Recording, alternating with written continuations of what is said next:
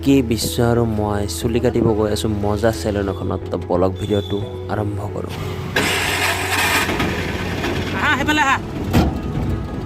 আমি তিনিজনে গৈ আছো এতিয়া বামনিগাঁৱত চুলি কাটিবলৈ।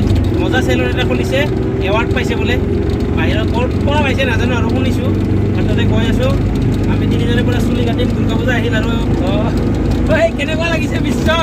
মজা চুলি কাটিম আজি চুলি কাটি মাতি হেয়াৰ ষ্টাইল ভালকৈ আৰু ফেচ ৱাছ কৰি মানে ভাল লগা কৰিব লাগিব আৰু ভিডিঅ'টো লাষ্টলৈকে চাই থাকক, মজা লাগিব একদম। দেখাই আছো A to Z ব্লগ।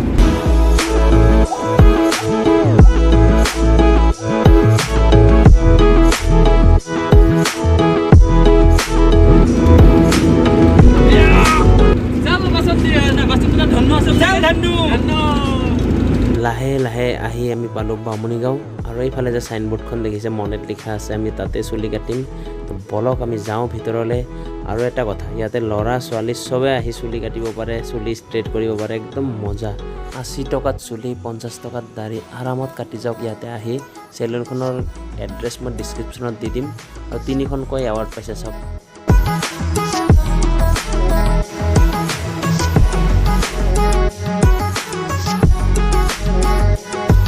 বিকি 1 নম্বৰত কাটিব বহি গ'ল, হাঁহি চাওক তাৰ।